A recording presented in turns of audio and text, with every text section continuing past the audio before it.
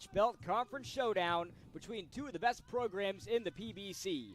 A lot of star power on display today in Dahlonega. It's the North Georgia Nighthawks taking on the Flagler College Saints. Glad to have you all with us today alongside my broadcast partner, Brendan Shabath, and the rest of the NSN team. Robert DiClemente on hand for you this afternoon.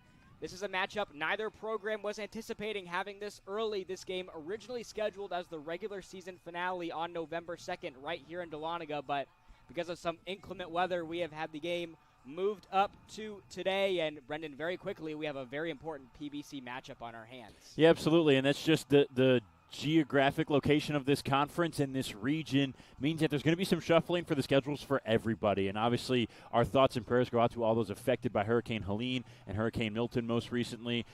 It's going to take some time for people to sort the schedules, and everybody at home and the fans waiting are just going to have to bear with us. But soon enough, we'll be nearing December, and everything will be sorted out, and we'll have postseason soccer on our hands. Absolutely, we should be in for a fun matchup today. Last season's regular season matchup between the Nighthawks and the Saints was one to remember, one of the most thrilling of the regular season as we take a look at the starting lineups. First for Flagler College on the field today, it's May Swinson, Samantha St. Pierre, Henley Grunts getting her 7th start in goal this afternoon, followed by Presley Anchena, Chusel Agul, Paige Churchill, and Andrea Fernandez, that 1-2 combo there, one of the best in the PBC, followed by Grace Simon, Ella Gimbicki, Keely Foster, and Michaela Lambert. And for the Nighthawks, a lot of familiar faces in the lineup. Sierra Fowler back in goal for North Georgia after missing the last handful of games, followed by Alex Clark, Adley Wheeler, Allie Treadwell, Chloe Diaz, Sam Cottle, Bailey Odinger, Nina Lopez, Darby Olive,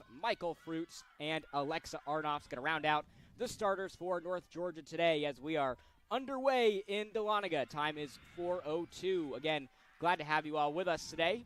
It's going to be an early throw-in for Flagler to kick this one off. Yeah, Robert, you mentioned the thrilling matchup between these two teams a season ago. This is a Flagler team that is always very good on both sides, the men's and the women's side, with their soccer program. Usually two of the best teams in the Southeast region, also competing for the best spots in the country, and big game for UNG early in this season. No matter what, this game actually was supposed to be Lander. That was going to be a big game as well. They currently sit ahead of the Nighthawks in the region rankings, but nonetheless, always want to pick up a win against a quality Flagler program. Absolutely, and the Saints, they're coming to Dahlonega at 3-1-2 on the season, taking on the Nighthawks, who haven't lost in almost a month at 6-1 through the first 7 games. They haven't had much time to see the field recently. North Georgia has only had 2 games over the last 19 days. These two teams look ready to rock and roll today. As the Saints, like you mentioned, Brendan, looking for a much-needed PBC win. And the Nighthawks, they're looking to take down the Saints for the first time since 2016. As this one is going to be cleared out of play for a North Georgia throw-in here on the near side. It'll be Alexa Arnoff. This is always a tough Flagler team to beat. And for UNG, this Flagler game was supposed to be the last of the year, and it was going to complete a 3-game gauntlet that the Nighthawks were scheduled to have. Columbus State, Lenore Ryan, and Flagler, the final 3 games of this season in that order is what it was originally scheduled as.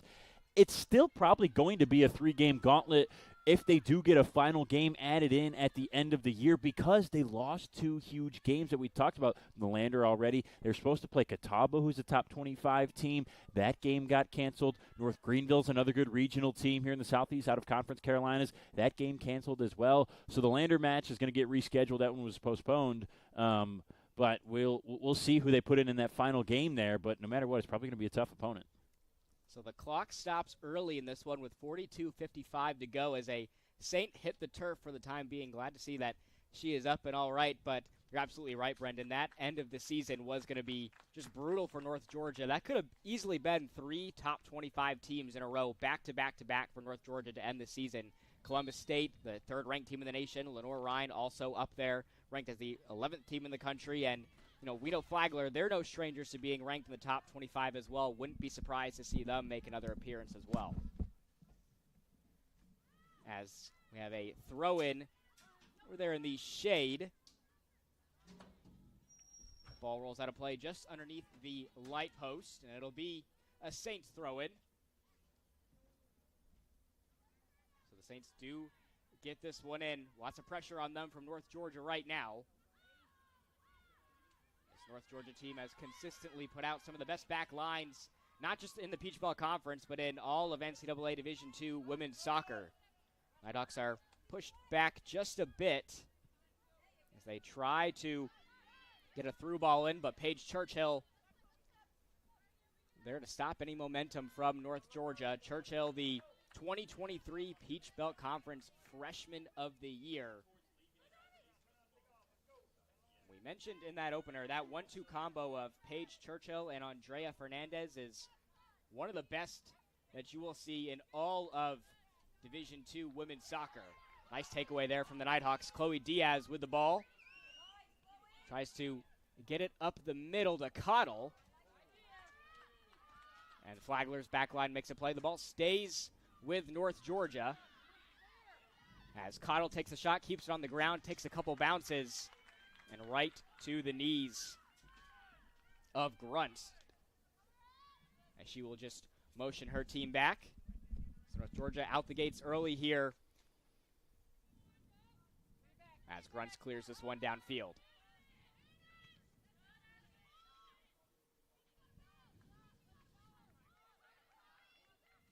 Battle for it at midfield ends with North Georgia's possession. Alexa Arnoff on the near side.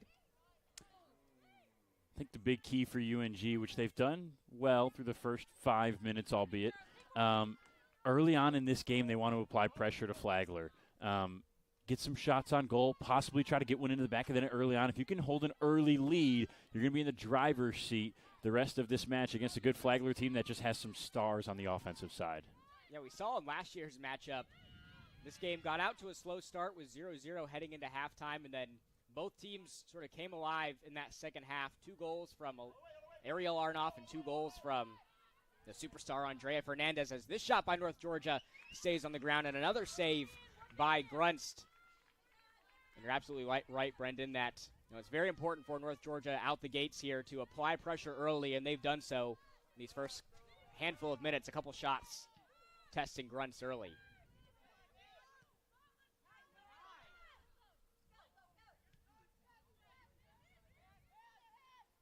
Battle at midfield. A Saint hits the turf. St. Pierre just a little slow to get up, but it'll be a free kick for Flagler.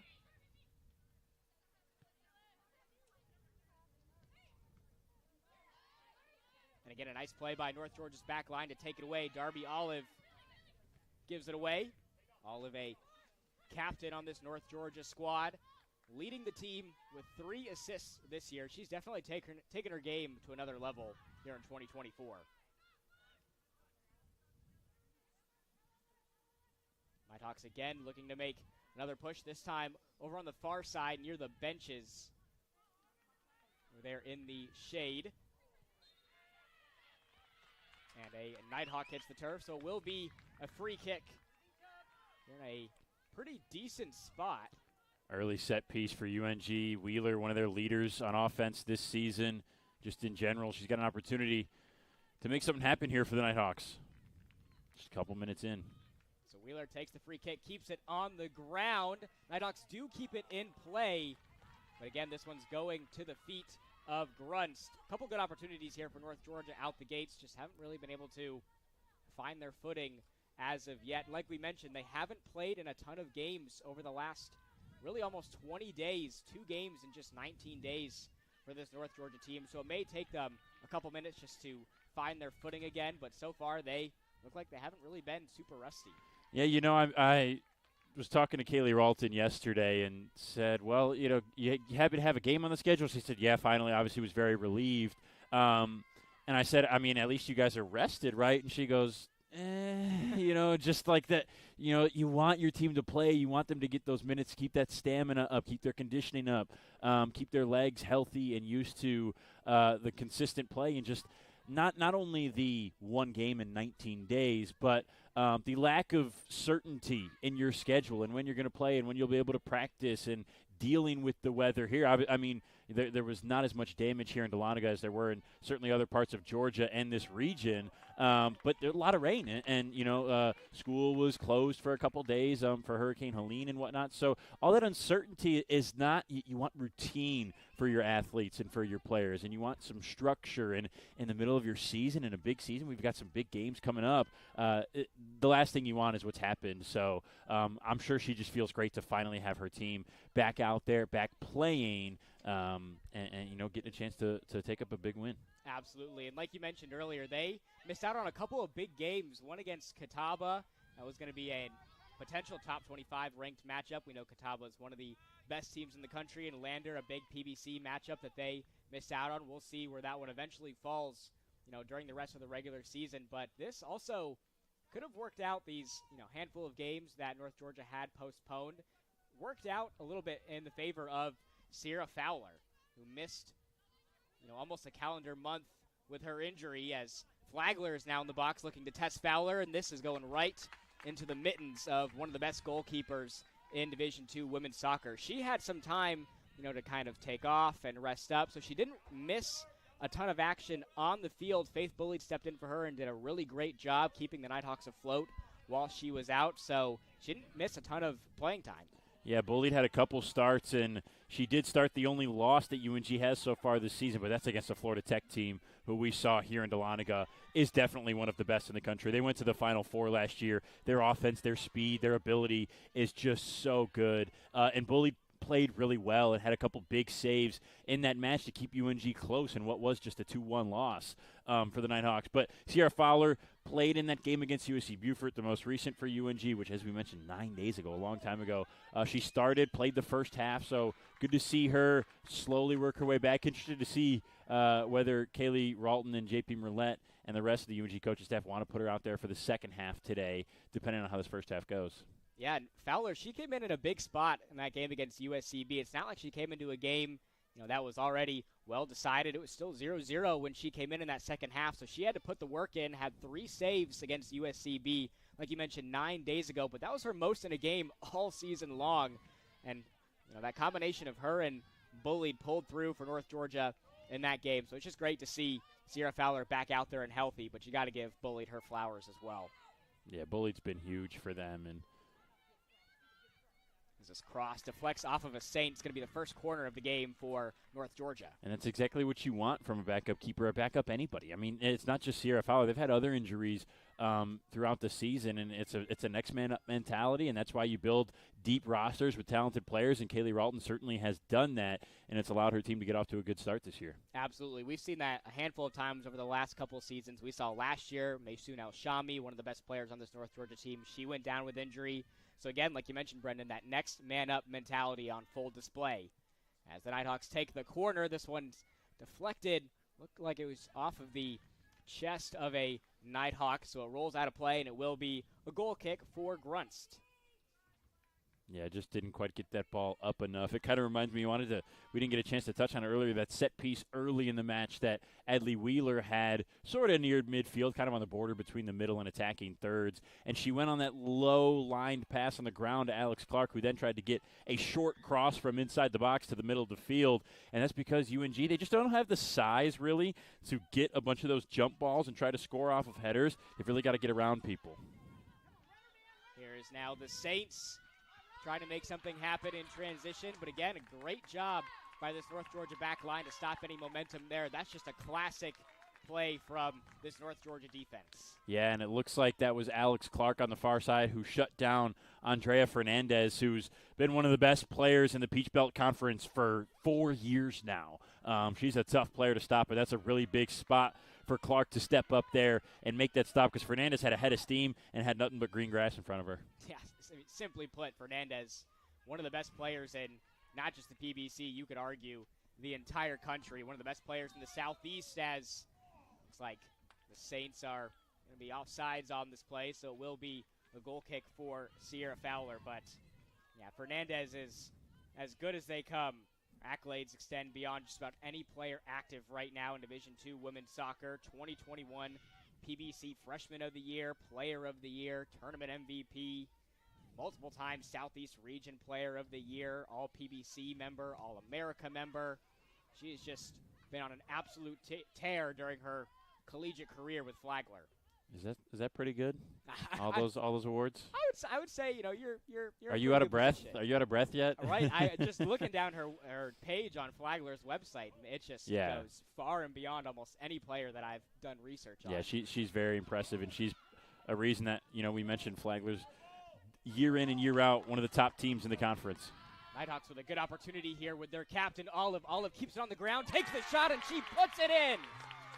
Darby Olive, the veteran, gives North Georgia the early 1-0 lead over the Saints. Well, if Darby Olive has it on her foot, you've got a chance for something good to happen, and that's exactly what happened for UNG here. She gets free in the open field, and they find an opportunity to get on the board first. Yeah, as we take a look at the replay, Olive, just no doubt about it there on the shot. She celebrates with her team to take the 1-0 lead. Like we mentioned a couple minutes ago, she's definitely stepped her game up offensively this year.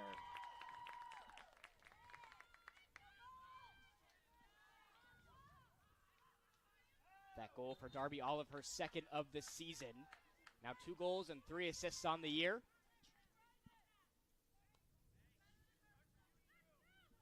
So we'll see how this high-powered Saints offense responds. And that's what we talked about, North Georgia needing to get on the board early. And they haven't had a ton of chances for shots on goal, but Olive made do on one of the first ones.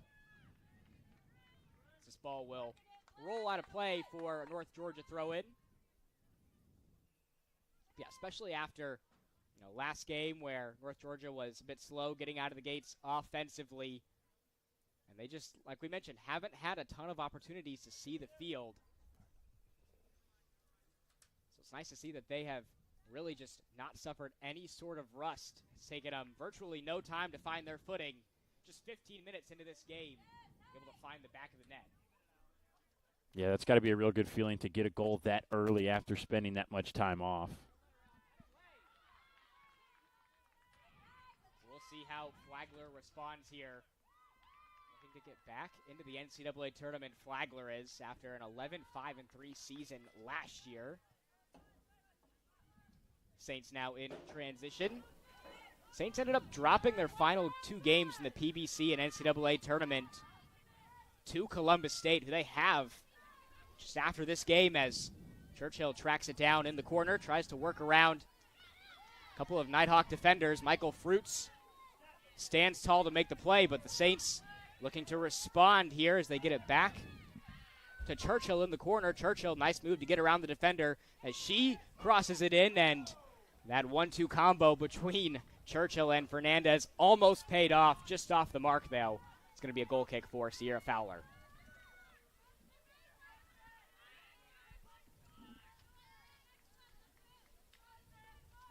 As Fowler keeps it on the ground.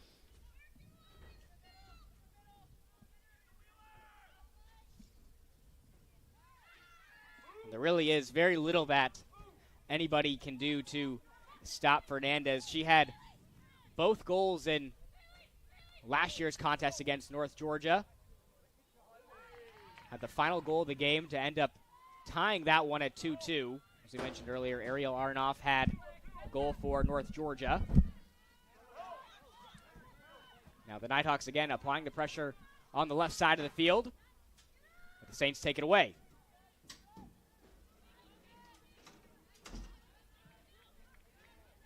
Ball takes a couple of bounces, just rolls out of play, so it will be a Saints throw-in. Got a great crowd on hand this afternoon for our late Thursday afternoon game. Only Thursday game of the season, as currently on the Peach Belt Conference schedule, as this shot hooks wide left. Fowler not having to do too much on that play, so it's going to be another goal kick for her.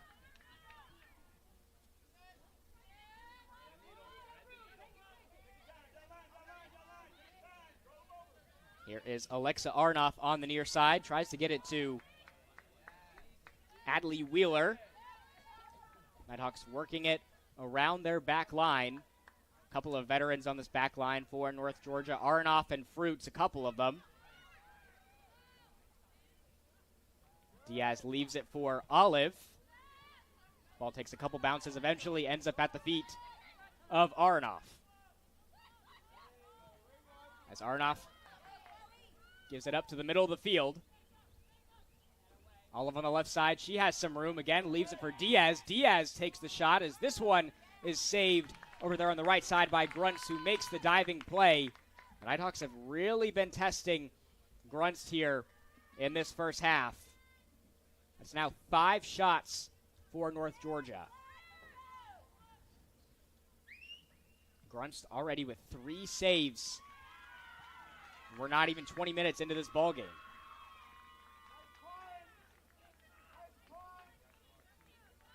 So it's going to be a North Georgia throw-in right at midfield. Right over there by the new NG logo, the flag hanging out there at midfield. Saints now in transition. They try to find an open Churchill on the right side. Here is Wheeler. Wheeler, last time she was at home, had a hat trick, scored all 3 of her 2024 goals last time the Nighthawks were at home against USC Aiken. She has absolutely started to find her footing here in 2024. So the Nighthawks throw in. A Nighthawk does hit the turf, so the clock will stop.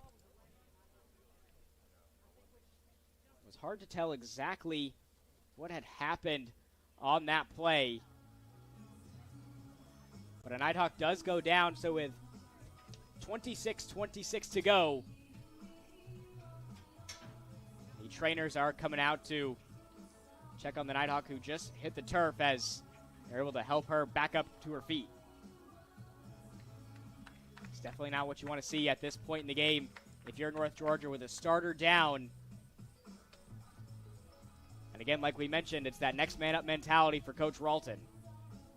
So we'll see who steps on here for North Georgia to make the substitution. It's definitely a tough play this early on in the game.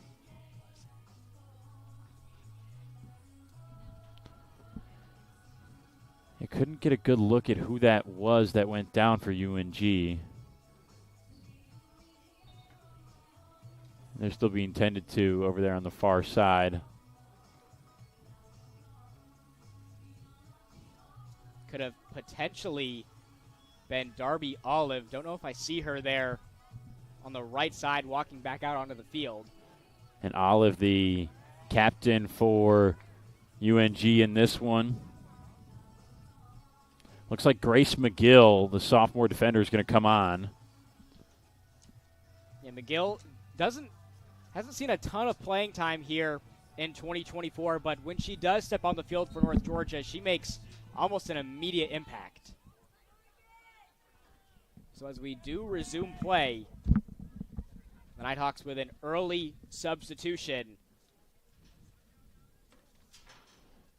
So it looks like it was Nina Lopez that went down. And Grace McGill takes her place. Lopez, a standout freshman on this team, a couple of goals and an assist well here in 2024. Hopefully she's all right. So it's North Georgia now with the ball with 25:45 to go,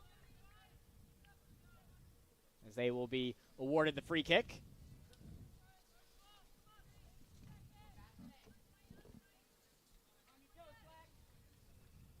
And with Grace McGill on the field, sophomore out of Sonoya, Georgia. Had a couple of great plays last year, started 4 of 9 games in 2023. Had a couple of goals and a couple of assists.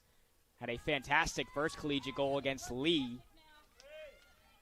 Nighthawks applying pressure on the left side of the field. A Flagler player hits the turf pretty hard over there on the far side of the field. She's still yet to get up. You think that was Sam Cottle on the far side trying to slide and cross the ball, and it was sort of an offensive slide tackle. Bit of a unique situation there, so a free kick for Flagler just outside the box on the far side.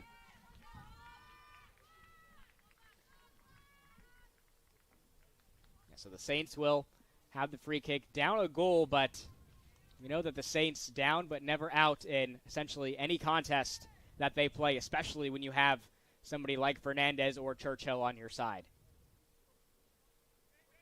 Chance for UNG to apply some pressure here deep in Flagler's zone. They do just that.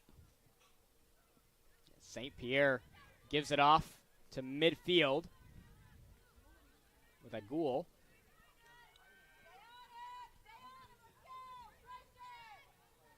North Georgia's definitely applying pressure here as the Saints haven't been able to get anything going past the left side of the field, but a little too aggressive there on the contact was Grace McGill, so it'll be a free kick for the Saints, and they do so quickly. On the right side, it's Paige Churchill yet again. Tries to work around the defender on that side. Nice job by Arnoff to cut it off. The cross into the box, takes a couple of bounces and gets past Fowler. Like we mentioned, Flagler down but never out. Just like that, ties the game up at 1-1. As we take a look at the replay here, as this cross, like we mentioned, took a couple of bounces. Fowler came just a bit too far out there over on the right side. A rare play there from Fowler to make, but just like that, it's tied up 1-1.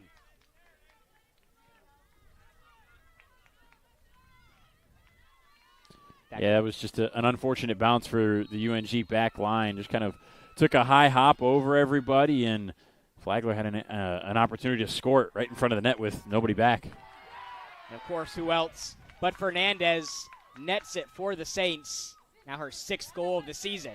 North Georgia looking to respond here. Ball does roll out of play, but the Nighthawks are going to get a corner kick opportunity out of this.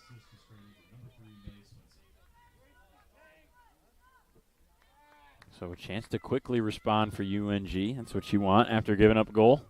That's exactly what you want to do. Not bow your heads to Flagler on the play, as they will have the second corner of the game over there in the shade, opposite side of where they had their first of the game.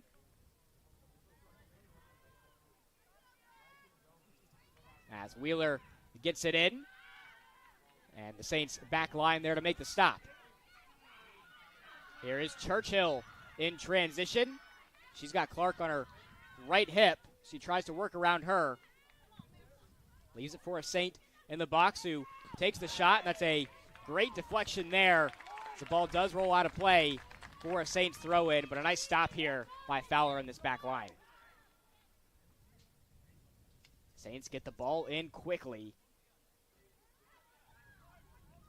Pressured from behind. Saints are forced back closer to North Georgia's bench. Ball again rolls out of play. Saints look like they were trying to get it to St. Pierre there, but too much pressure over there in the shade results in a throw-in for North Georgia.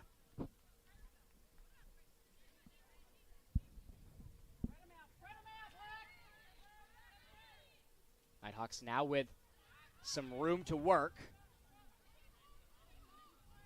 as they try to get it past midfield. Treadwell had the ball for a moment, but the Saints there to stop any sort of momentum. Nighthawks throw in just in front of assistant coach J.P. Merlette and their bench. Here is Fernandez again, who had a couple of Nighthawks in the vicinity too to try to contain her. Now North Georgia over there on the left side. Ball gets back to McGill. McGill's got some space. She takes the shot. That one far left. But a great opportunity there for North Georgia to try to regain the lead. That's what you want to see out of Grace McGill. No hesitation on the shot. Yeah, absolutely. That's a good shot from McGill there, and you could see she had a good opportunity. And that's someone, like you mentioned, Robert, in that spot, that's who you want to have an opportunity to take that shot. Just couldn't convert. That ball had deflected right back to her. She had a ton of room to work with on the shot. Definitely see her was a bit frustrated with herself after that play. So the score stays knotted at 1-1 with 20:32 to go. Alexa Arnoff gets it in to McGill. Ball gets back to Arnoff, stays on the ground, works between a couple of North Georgia veterans, gets back to McGill. McGill leaves it for Odinger on the left side. As McGill again tries to work into the box. Ball somehow gets to a Nighthawk. Still alive, and that was a scary sight if you're Flagler. This looked like a couple of players may have lost track of the ball. There's a really nice move and connection between McGill and Odinger right there. Bailey had a chance to put her right foot on it, sort of in the middle of the box, and just couldn't quite get close enough to plant and fire. Yeah, Odinger, one of the last players that you want to see in that situation. Second on the team in goals this year, has 3, just behind Sam Cottle, leading the team with 4 this year. A couple of new Nighthawks here in 2024 who have made a big impact here in their first seasons here in Dahlonega.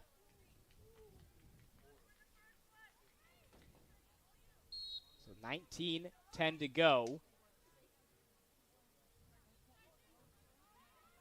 It'll be North Georgia's ball on the free kick as they just boot this one downfield, trying to find a streaking McGill. She had a defender on her right hip in Foster.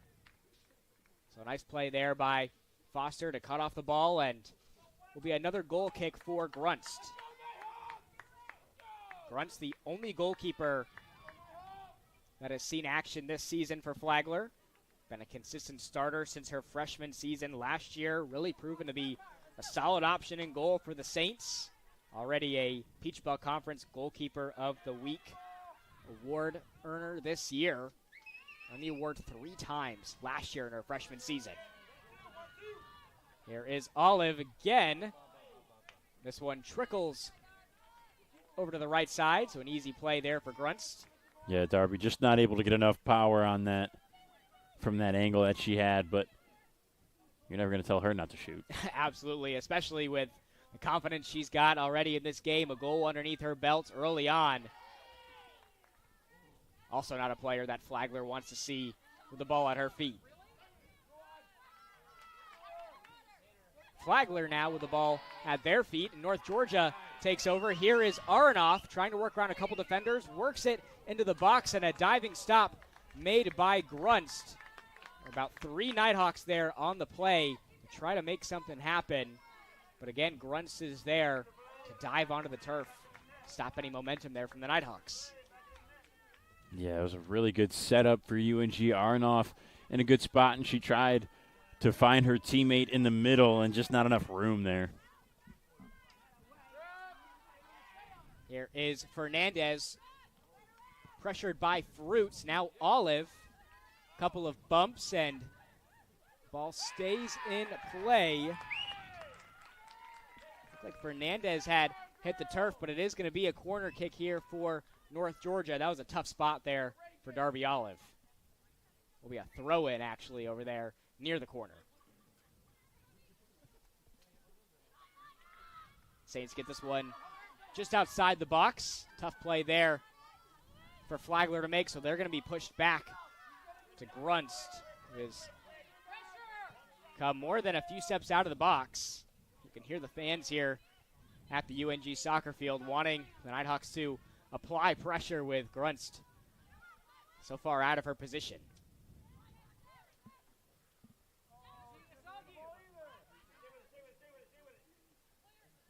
Ball ends up at the feet of Darby Olive. That pass cut off by Swenson. That's a real nice interception by Swenson to get them back with possession, because Olive was looking to send a through ball for Odinger, and she was going to have space and probably only one defender on her hip, and that was going to be a good opportunity for UNG to get another goal, but Swenson cut it off. So Swenson throws it into Fernandez. Had 3 Nighthawks on her as soon as she got a touch on the ball. So that one bounces out of play, and Swenson will again throw in.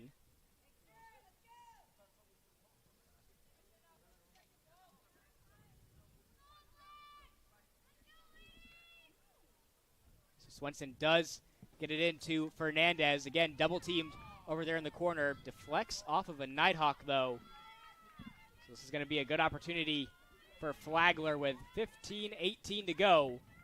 They are awarded the corner kick with the superstar Fernandez. Their first of the game in a big spot. Time winding down on this first half. So Fernandez keeps it on the ground. Now the ball sent into the box and easily scooped up there by Sierra Fowler.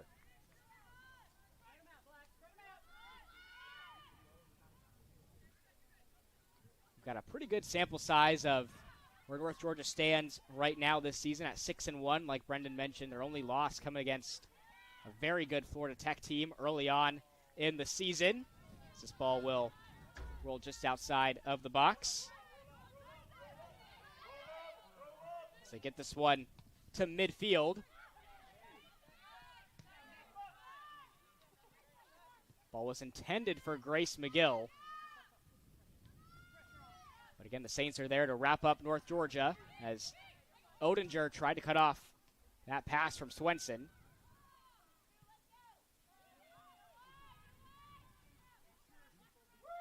Here is St. Pierre trying to work around a few Nighthawk defenders. Leaves it in no man's land, and the Nighthawks cut it off. And Odinger takes a slip on that pass from Darby Olive. That could have spelled danger for North Georgia in transition.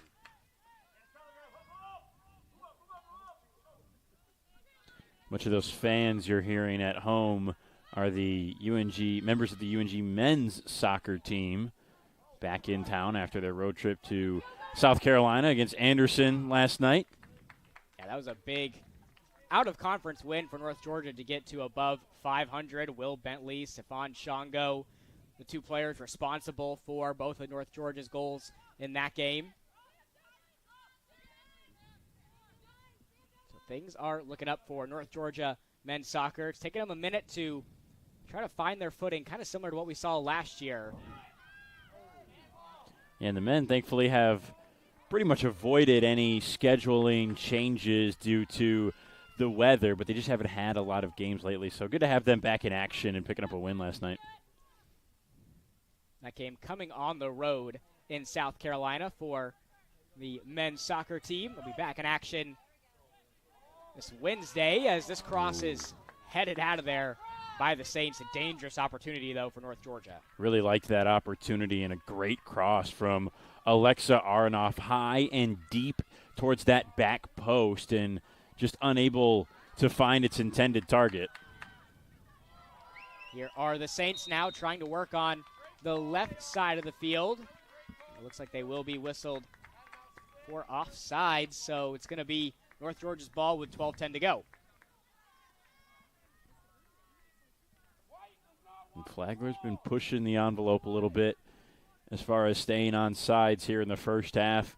They want to be out in front. They want to attack, especially on the counter. They certainly turn up field and get the ball that direction quickly and try to put the Nighthawks on their heels. And they have a couple times, but we have seen them called for offsides a number of times already through the first 30 minutes so far.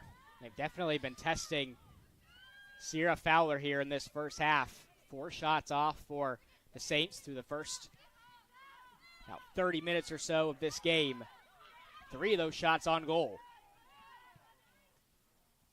Couple of touches between these Saints forwards as Clark miscalculates the play there just a smidge, but the ball does end up back at the feet of North Georgia. The Saints do take it away, trying to get it into Fernandez in the box. Still a flurry of opportunities here for the Saints, still maintaining possession until the Nighthawks are just forced to get this one back to Sierra Fowler.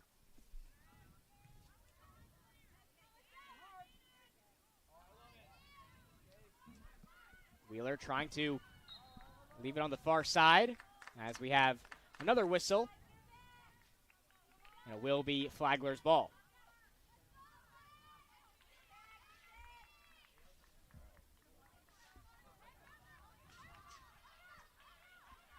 So they do get it in over there near North Georgia's bench, and you see just a flurry of hands pointing into the possession for North Georgia over there on the bench.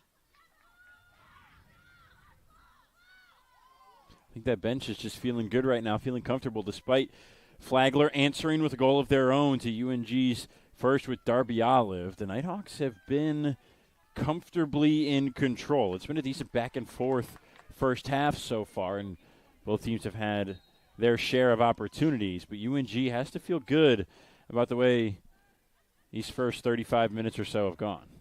They do make a late substitution in this first half. Coming off of North Georgia's bench is Kamora Hall and Angie Garcia stepping into the game for North Georgia. And Hall, we've seen time and time again this season, she just really provides a great spark off the bench for Coach Ralton and this North Georgia team. We've seen plenty of times where she comes in and she just makes an immediate impact the moment she steps onto the turf. Well, yeah, Ralton inserts Hall here, and now Flagler's going to have to deal with 9.5 minutes of constant offensive pressure from a freshman who's quietly, I think, one of the better freshmen in this conference. Yeah, she is definitely going 110% every time she steps out on the field. And she really has that demeanor of a third, fourth-year player. Does not play like your typical freshman. Doesn't really make some of the mistakes that you would typically see from a player in their first collegiate season. Plays with a lot of maturity out there on the field. She just plays with a lot of confidence that almost borderlines on cockiness, but not in a bad way, in a way of, I know I'm better than you and I'm going to beat you. And she's just got that mentality that just go at you, super, super competitive. And you just love that competitive spirit from someone so young. And she provides a lot of energy off the bench and has this season. She's got her first collegiate goal already in a big win against Young Harris when the Nighthawks had 8 goals, I believe it was, in that one. And she provides that energy and that spark in a spot like this against a really good Flagler team with just a few minutes left in the half. It could be huge. I mean, we saw last year, Ariel Arnoff, she came off the bench for North Georgia to provide a spark, and she ended up scoring both goals in that game to come away with the 2-2 win, or the 2-2 tie, I should say, in that matchup. And so we'll see if making a substitution in this game works out in favor for Coach Ralton. Like we mentioned, Angie Garcia also now in the game for the Nighthawks, played 13 games last year in 2023. The most out of any freshman on the team on this North Georgia roster. The Nighthawks do take over. Good ball. Here is Garcia over there on the far side. She's pressured on her left hip. Ball does bounce out of play, but this is pretty much just what you wanted out of this play from North Georgia, resulting in yet another corner opportunity over there on the far side. Yeah, immediately Kamora Hall gets a chance to make something happen, and she gets a corner kick out of it. Another set-piece opportunity for UNG. So it will be Wheeler to take it. Their third of the game.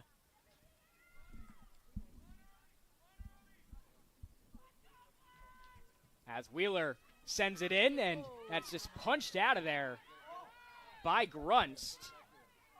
And we are going to have a whistle. Yeah, not sure what the whistle was for. A foul on UNG, I think, during that 50-50 ball, but really good placement by Wheeler. Just a little bit too deep towards the goal line, it looked like.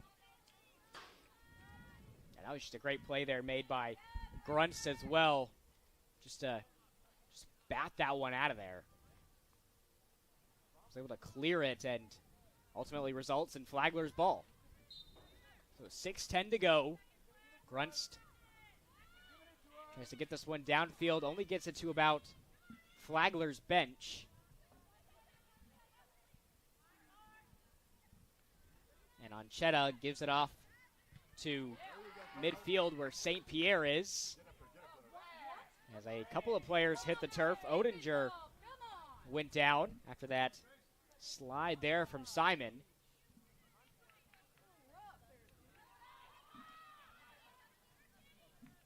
And Clark will just send this to the North Georgia bench for a Saints throw-in. And we talked about the substitutions earlier for Kaylee Ralton and the Nighthawks, and when you bring in certain players and when you don't. And it's not always about who starts the game. And like you mentioned, Robert, last year with Ariel Aronoff and using her in a certain way, sometimes you bring in players late in the half to go against the subs of the other team or against the starters who are a little bit tired, who have been out there running around for 30 minutes. And then you bring someone like Hall in who provides all that energy and that depth and skill and speed, and she gives you opportunities, and she's got it again here. As Hall tries to get a ball into Odinger over there on the right side. Right idea from Hall, though, and this is going to be the fourth corner opportunity of the game for North Georgia in this first half, as the Saints just sent this one over there to the fence. The NCAA logo just to the right side of the goal. Wheeler again, she just had a real good ball a couple minutes ago on a corner. See if she can repeat that, just get a little bit more towards the 6-yard box and give your attackers a chance to get a head or a foot on it. Here is Wheeler, couldn't get too much air underneath that one, headed out by the Saints, but it does end up back at the feet of Wheeler. Again, just booted out of there by the Saints. Out to midfield. Yeah, she just didn't get enough air on that first one, like you said, Robert. Wow. What a play that was. That was a bit of an ankle breaker out there on the turf. Allie Treadwell, hello. What a move. Man, doing her best Caroline Martin impression out there on the field. And obviously, for those at home that don't know, Caroline Martin, All-American women's basketball player here at UNG, and we're right around the corner for basketball season here in Dahlonega. Yes, definitely be great to have Caroline Martin back in the starting lineup for Coach Buffy here in 2024 after missing all of last season.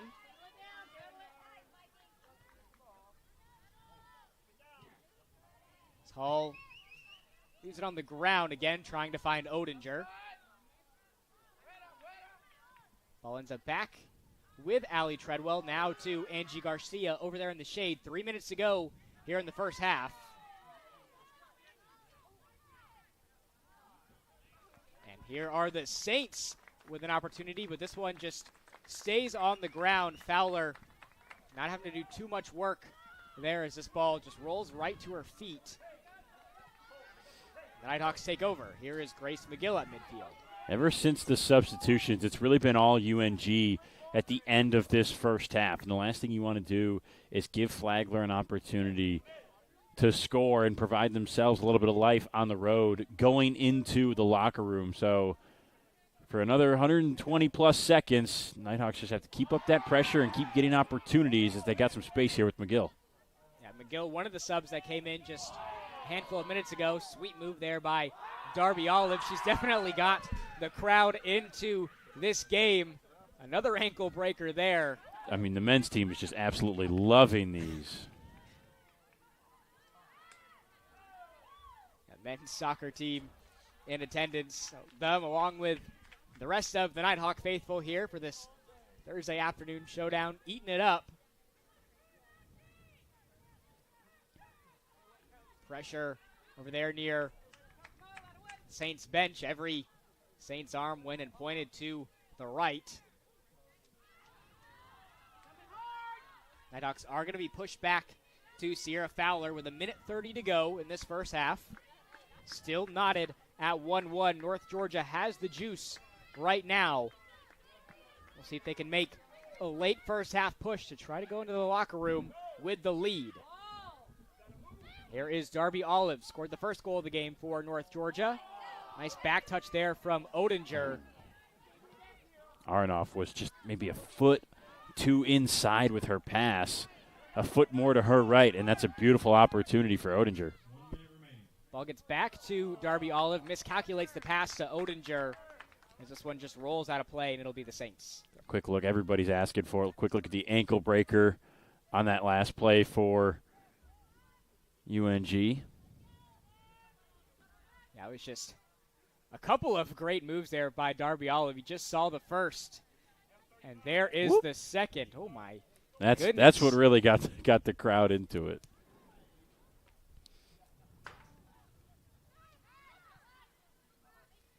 So now with under a minute to go, under 30 seconds to go, Churchill gets a great through ball.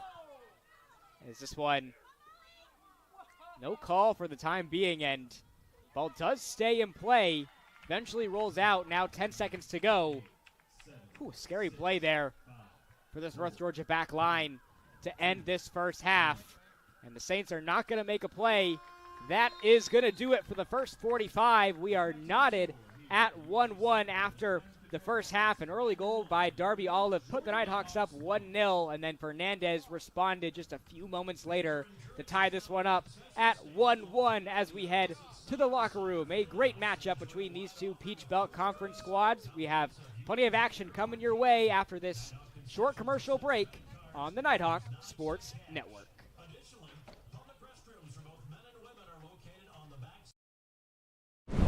All right, show me how you did that again. I'm here. You've got a lot of reasons to be here.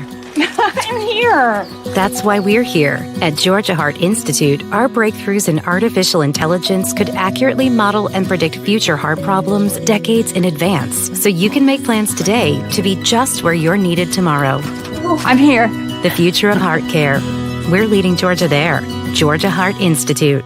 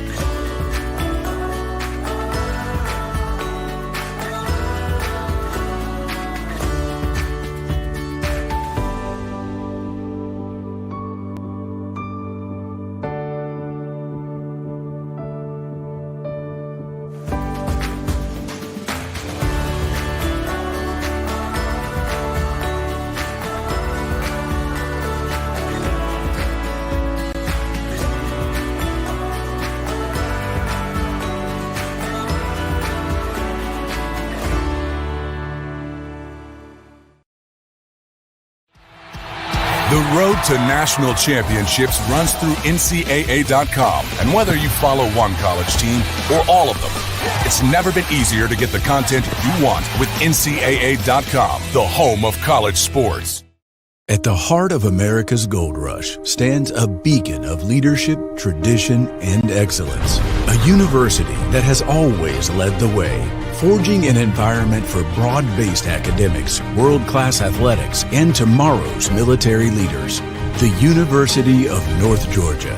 Learning and leadership, passion and preparation, transformation and tradition. We are the University of North Georgia. Back with you here in the Gold City, where our game is tied up at 1-1 between North Georgia and Flagler in this PBC Women's Soccer Showdown here at the half, as we take a look around the rest of UNG athletics and our Nighthawk notables. Women's golf finished as the runners-up in the 11th annual Leanne Noble Memorial, set the 18 and 54-hole program records, beat out the 5 WGCA top 25 teams. And Brendan, it's been really a historic week for North Georgia women's golf program. They've just been on an absolute tear these last couple of days. Yeah, I was lucky enough to sit down with Sierra Campbell for our latest edition of the Hawk's Nest earlier last week, before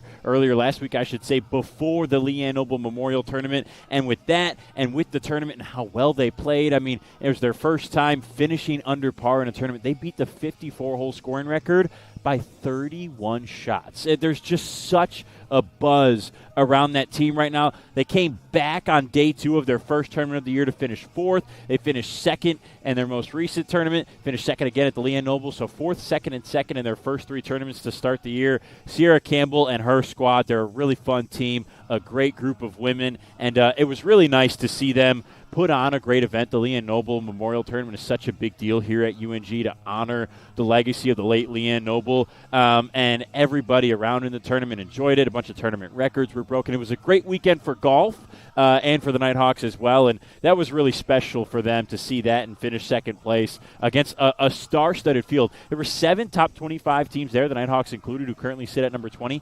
5 of those 7 were in the top 10. And the only person they fell to was Anderson, who's number 3 in the country. Yeah, absolutely. There's just so much to be excited about if you're a fan of North Georgia golf, whether that's the women's side and the men's side as well. First place at the GSW Hurricane Invitational, 3rd win in the last 4 years at that event, held the top 2 spots on the individual leaderboard. Jack Voida once again earns individual medalist. That's now 5 wins in the last 8 tournaments, and the North Georgia men's golf program consistently been tops in NCAA Division II. Jack Voida and Ethan Day as well having a lot to do with that, Brendan. Yeah, I guess continuing on the topic of the Hawks Nest editions, we have one coming up with Bryson Worley. So if you're waiting for that one, Bryson Worley, the head coach of the men's team, stay tuned in the coming days to ungathletics.com and all of our socials. But my goodness, they're just unbelievably good. It's just hard to fathom. It's the first time in program history they've gone 1-2 on the individual leaderboard in a tournament that's got more than 4 teams and 54 holes. They did a couple 36-hole tournaments in the years before Bryson Worley got here. But Jack Voida, I mean, 5 wins in the last 8 tournaments. His first ever win as a Nighthawk was less than 200 days ago. It was last March in the second half of the 23-24 season. And in 182 days, he won 4 tournaments, the most all-time in program history. Now he's got 5 in the last 8. He's just stunningly good, and he's such a humble guy and one of the best people in this athletic department as a student athlete. And that whole team, they play so well. They play together. They've got such a good camaraderie, and that starts from Bryson Worley, and he's got them cooking right now. 1st, 2nd, 1st, their first 3 tournaments to start this year as the number 2 team in the country, trying to go back to the national championship where they were last year. Yeah, it's really just unprecedented stuff what Voida and Day has been able to do, especially like you mentioned with one of the best coaches in Division II men's golf at the helm, and Bryson Worley. And finishing off the Nighthawk notables, men's soccer, a big 2-1 win on the road, like we mentioned in that first half at Anderson. Last night, Stefan Shango got the scoring early for North Georgia in the 17th minute with a PK, and then Will Bentley followed it up to give North Georgia the 2-1 lead. That's now 5 wins for the North Georgia men's soccer program this season. They're now above 500, and Brendan, things are starting to look up for this North Georgia men's soccer program with Al Lilich at the helm in his first season as the full-time head coach. Yeah, it's 5 wins for them this season, and it's 4 in their last 5 matches. And that one loss is to Clayton State, who was the preseason pick to win the PBC and in the top 25 preseason nationally this year. And just a big win for them against a good Anderson team. Will Bentley with that late first half goal under a minute to go proved to be the difference because Anderson got a goal in that 66th minute to make it that 2-1 final score, but the Nighthawks hang on. Absolutely. So like we mentioned, just so much to be excited about if you are a fan of North Georgia Athletics. And speaking of North Georgia Athletics, with an all-new online retail store, fans can wear what the Nighthawks wear. Fans can choose from name brands like Nike, Ultra Club, Port Authority, and more. The Sideline Shop features gear for all situations. Get your apparel today at nighthawksidelineshop.com. As we have some new logos this season for Nighthawk Athletics, so make sure to get your new fresh gear this season. So 45 minutes down, 45 to go. We'll step aside for another short commercial break. When we come back, it's North Georgia women's soccer on the Nighthawk Sports Network.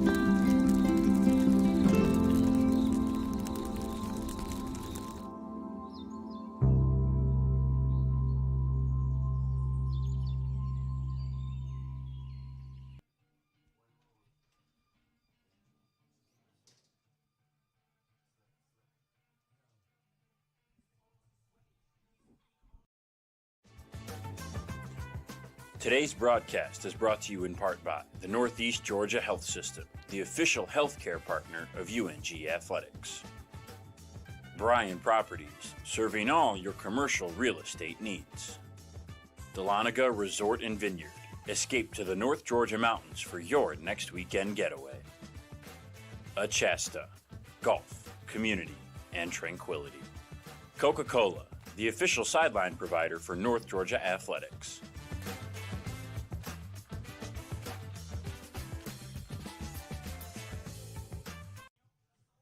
Welcome back, everybody, to the historic city of Dahlonega, Georgia, on a beautiful Thursday afternoon for our Peach Belt Conference Women's Soccer Showdown between North Georgia and Flagler. Just now joining us, I am Robert DiClemente, joined by my partner Brendan Shabath. This game tied at 1-1. Darby Olive got the scoring started in this one early in the first half for her second goal of the season, and a quick response by the superstar Andrea Fernandez just a few moments later tied this one up at 1-1. She now has 6 goals in almost as many games, 7 games that she has played in this season, and that is her 6th goal of the season. As far as the stats go from the first half, both teams got their opportunities. 7 shots for North Georgia compared to 5 for Flagler. 5 of those shots for the Nighthawks were on goal, 4 of 5 for the Saints on goal, and what's ultimately kind of been the downfall for the Saints in that first half, where they could have potentially had a couple of opportunities, was those offsides calls. 3 going against the Saints in the first half compared to none for North Georgia. Nighthawks had a handful of corner opportunities as well for the first 45 minutes. Saints just had 1. So it's shaping up to be a very, very compelling final 45 minutes between these two squads. Brendan, what do you think is going to be the biggest key for North Georgia if they want to come away with a big PBC win tonight? Well, I think it's going to be whoever pulls the trigger first, whoever moves the first chess piece on that substitution here in the second half, because that was a real difference maker in the first half. When Kaylee Ralton pulled the trigger, put Grace McGill in, and then a few minutes later, Kimora Hall and Angie Garcia, something just changed a little bit, and the Nighthawks just had a little bit more pressure, a little bit more consistency with their opportunities, and Grace McGill gets the start here in the second half. But I think the reason that happened in the first half was UNG just caught Flagler a little bit tired, a little bit out of breath, and that allowed them to get past the back line a little bit more. They were really clicking with some of their passes, so if they could do that right again, then they'll have a good opportunity to find a goal and find a win here in the second half. We didn't see Flagler make a ton of substitutions there in that second half, just 2, with Kornblit and Jacob stepping on in the first 45 minutes for the Saints. Like you mentioned, Brendan, the Nighthawks making a flurry of substitutions proved to be crucial in that first half. We'll see what happens for the Nighthawks here in the final 45 minutes. Again, glad to have you all with us this afternoon. Again, we want to mention for any of our Flagler fans or Florida residents watching the game today, we hope that you all are staying safe during Hurricane Milton and during all the inclement weather during this tough time. So the Saints send this one out of play. It'll be a throw-in for North Georgia in front of Flagler's bench. These first 5 to 10 minutes or so are going to be very, very important as well. We saw North Georgia right out the gates in the first 10 minutes of the game put a goal up on the board with one of their captains in Darby Olive, netting her 2nd goal of the season. So you definitely want to be the team that applies pressure early here, trying to catch the opponent off guard. And sides have, of course, now flipped with Fowler on the left side of your screen and Grunst over there on the right. So this will be a free kick, or a throw-in, at midfield for the Saints, as they do get this one in. Trying to find Fernandez. The Nighthawks back line takes over. Gets it to the near side with Alex Clark. McGill, who came in during the first half, I should say, as a substitution, starting here in the second. Here is Fernandez. Back touch to Churchill. Tries to spin around the defender. Keeps it on the ground. But Clark is there to make the stop. Another good defensive play by Alex Clark. She's had a couple good ones this game, some goal savers, and now UNG on the counterattack. Yeah, she's really had her work cut out for her, trying to defend two of the best forwards in the Peach Belt Conference, but you could argue in the nation as well. She's been up to the task. It looks like that's going to be another corner for UNG. And they're picking up right where they left off in that first half with the corners. Get an early one here, their 5th of the game. And this is where you got to capitalize here if you're North Georgia. Maybe try to find McGill here on this corner opportunity. McGill with probably the most height in the box for North Georgia at the moment. We saw her receive a corner last season for a game-winning goal against Lee on the road. Corner is sent in by the Nighthawks. It does get to the feet of McGill. McGill leaves it back. Nighthawks take the shot, but this one just too strong there by Chloe Diaz. This ball just soars out of play for a throw-in. Diaz had a lot of room to work with on the shot. A lot of real estate there, but just couldn't make anything happen.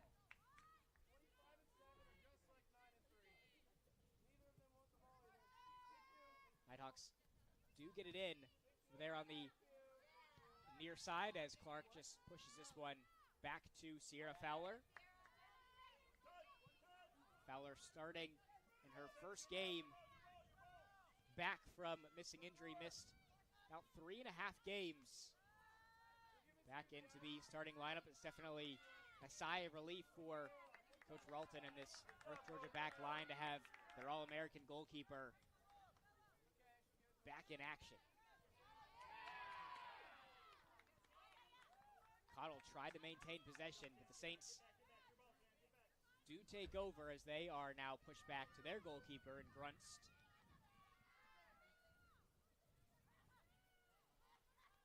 And an underrated matchup between these two goalkeepers in Fowler and Grunst. One of the best that you'll see in a Peach Belt Conference matchup this season. We, of course, have mentioned time and time again all the accolades that Sierra Fowler has racked up during her career at North Georgia on previous broadcasts. But Grunst as well is one of the best young goalkeepers in the PBC, a 4-time goalkeeper of the week. As we're going to have a whistle and a foul going against North Georgia. Nighthawks are not too happy with the call.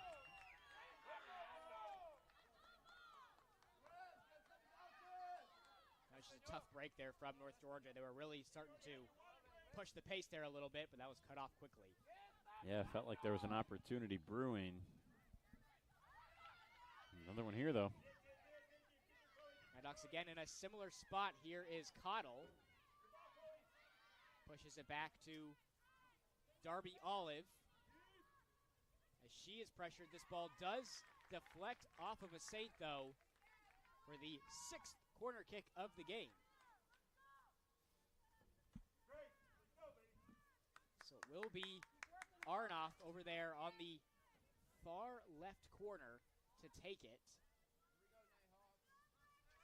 And you can see, I think UNG wanted to go quickly and just get it on the ground and play with Olive, but Flagler pressuring, so they're instead going to go for a deep ball. Oh, man, just a close call there from North Georgia. Again, they do get it to McGill in the box. Like we mentioned, she probably has the most height out of anybody out on the field for North Georgia right now as we do take a look at the replay as Arnoff sets it up to deliver the corner kick. And McGill has been kind of their go-to on these sorts of plays as she sent it in, and there's just Nighthawks unable to make a play there.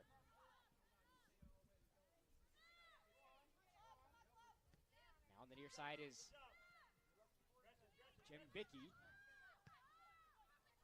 Now St. Pierre leaves it in the middle of the field for Anchetta. And a great takeaway there at midfield by Wheeler. Here is Grace McGill. A couple of players on her. The shot is off the mark. No call there in the box as a Nighthawk and a Saint hit the turf. Simon for Flagler looks to be a bit shaken up as Cottle went down as well, but really the focus now on the the Saints here as Simon's kind of grabbing at her hip. Yeah, it was Sam Cottle for UNG who just took a little bit too long to try to put that ball on net. They do get a corner out of it, though. Corner now on the opposite side from where they had their last. As they do send this one in, it stays low, takes a few bounces in the box, gets back to the feet of Clark. Now they send this one in. The chip shot takes a couple of bounces in the box, and again, it's Flagler back line making the play. This corner, or this cross is sent out of play by the Saints. A couple of opportunities here for North Georgia. Again, they still maintain possession of the ball. Get it to their captain in Darby Olive. A lot of contact being let go on both sides. Fans for UNG really wanted a penalty kick there on that last one.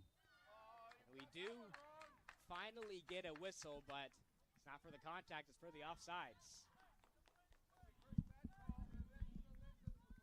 They're definitely letting them play on a bit here at the UNG soccer field. It's been a physical but clean game between these two teams. Yellow card has not been thrown yet in this matchup. We've been accustomed to seeing these two teams really ramp up the intensity in the second half. Nighthawks with another opportunity here as they try to work their way into the box as Odinger is pushed back to Clark. Clark with a defender on her is cut off by St. Pierre. Clark still maintains possession. May have been looking for McGill on the play, and this ball just trickles out of play just behind the goal, but again, it's North Georgia continuously applying the pressure. Another opportunity here for them with the corner.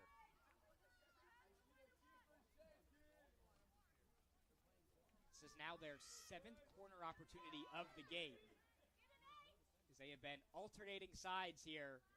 A lot of action going on this right side. The corner is sent in. Ball does stay alive. Oh, man, who's it going to end up with? And this one continues to bounce in the box. Does roll out of play, and another quick corner opportunity for North Georgia. Man, that was a scary sight for Flagler. Nighthawks are going to try to get the corner in quickly so the Saints can't set their defense up. As they send in their 8th corner of the game. This one is just batted with 2 hands out of there by Grunts. It stays alive as this one goes right into the midst of Grunts. Whew, a lot of action over there on the right side of the field in the box as a couple of Saints were there to make the play, and Grunts stands strong. And here's Flagler now in transition, trying to make something happen with Akgul.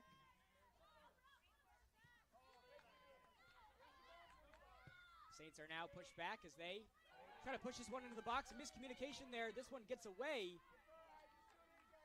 Oh, man, the Saints almost tracked that one down with Churchill.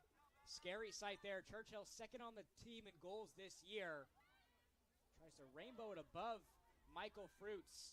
She hits the turf. Fruits tries to send it away. Now McGill does.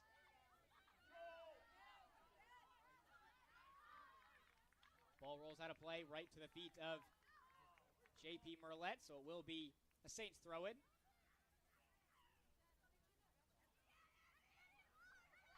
Saints trying to get it in to Jacob, and here comes Flagler.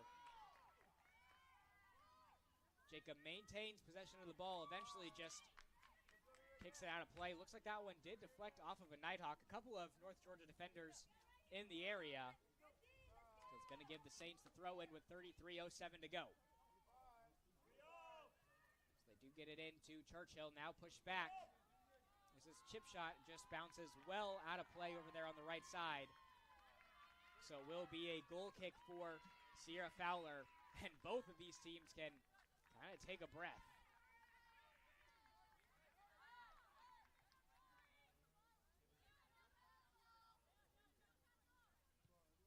Nighthawks get it to Arnoff at midfield.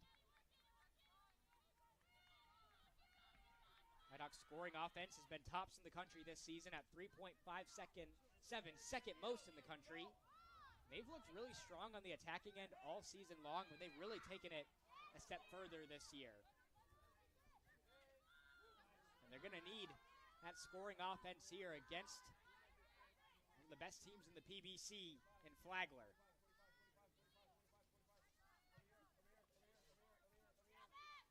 This ball eventually gets back to Clark, now to Wheeler, a PBC preseason all-conference member.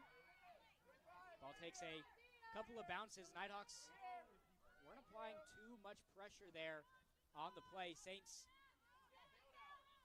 keep it from going out of play as we do have a whistle, a bit of a late whistle there by the referee, resulting in a free kick here for the Saints. Flagler player still on the turf is St. Pierre. She's able to get up. She's going to try to argue her case with the ref.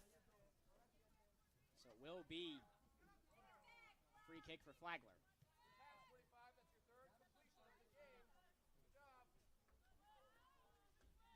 Now back to Grunst. Grunst with 4 saves in this game compared to 3 for Sierra Fowler.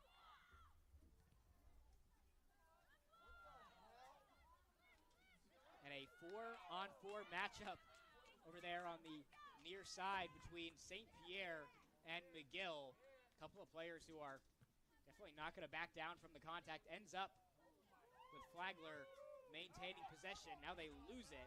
So will be Flagler does maintain possession. It will be a throw-in for the Saints.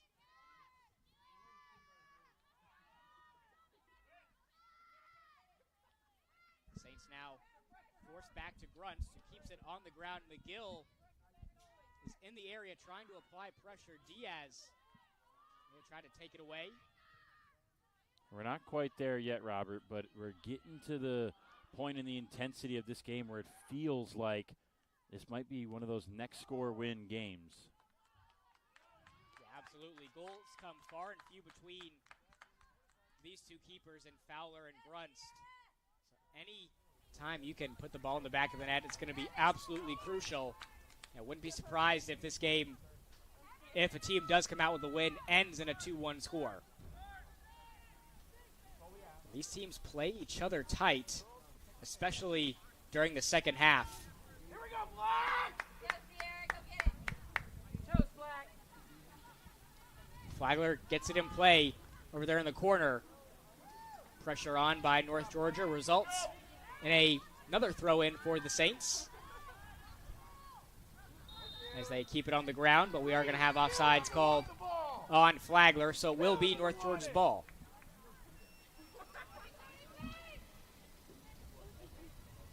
These two teams with quite the history. North Georgia looking for their first win against the Saints since 2016. It's been quite some time since North Georgia has taken down Flagler. They have a playoff history as well, matched up in the PBC tournament last handful of years. As this ball is sent out of play. Nighthawks did try to find Cottle. It will be a throw-in as they do get it into Grace McGill, who's forced near the sideline. Another great move there by the Nighthawks as Cottle tries to maintain possession. A couple of Saints take it away.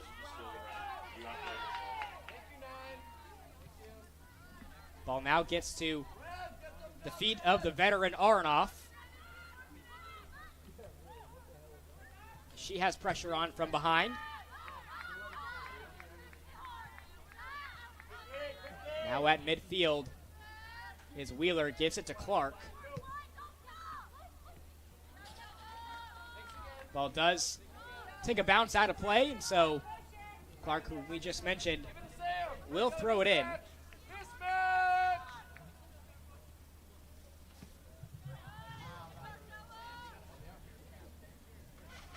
Saints do take over. Hasn't really been a whole lot of action over here on the left side of the field. Saints trying to rewrite the script.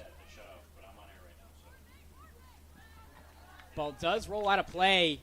As a Flagler player hits the turf, gets right back up in front of her bench as they do throw it in quickly.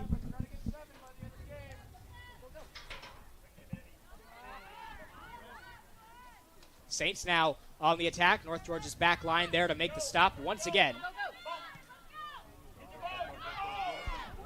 Nighthawks almost made something happen there in transition as Cottle tried to track it down. Flagler playing a bit of keep away now from North Georgia.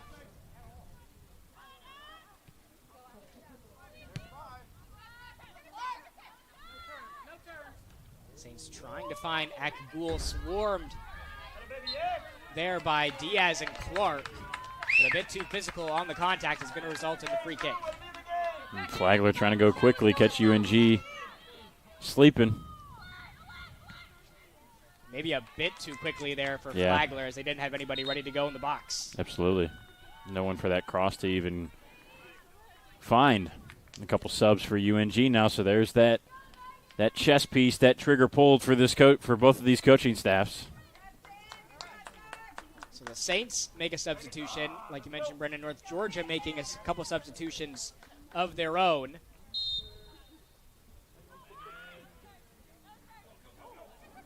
With Megan O'Brien now on the field.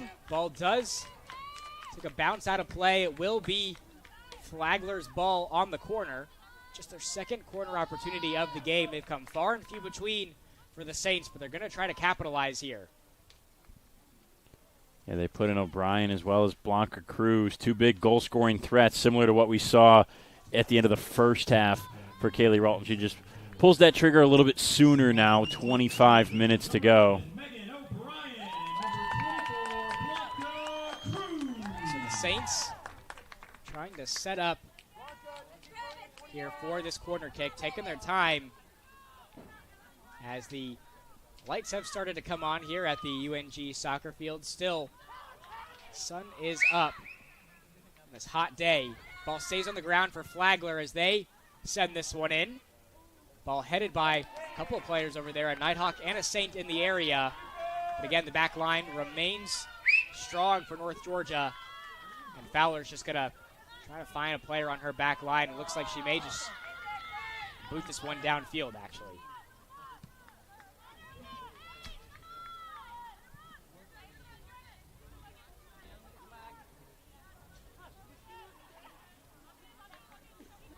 Nighthawks just keep this one in play. Saints trying to find Lambert, who just checked into the game for Flagler.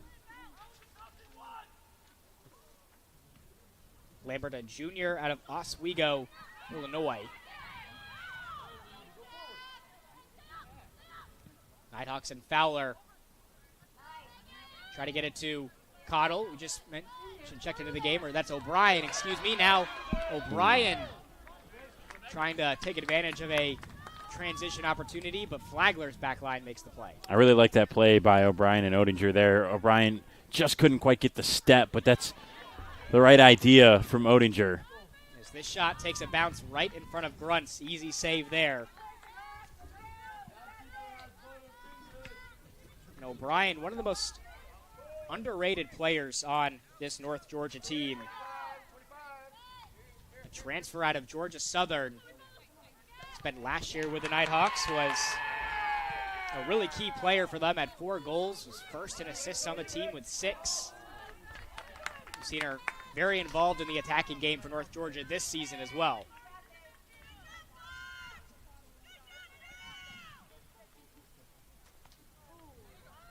So the Saints throw in. Diaz, the pressure on her. Now forced out into the corner. A couple of Saints applying the pressure over there on Blanca Cruz. The Nighthawks throw in rather quickly with Diaz. Diaz trying to cross it in to McGill, or O'Brien. Takes a bounce and a quick rollout there by Grunst.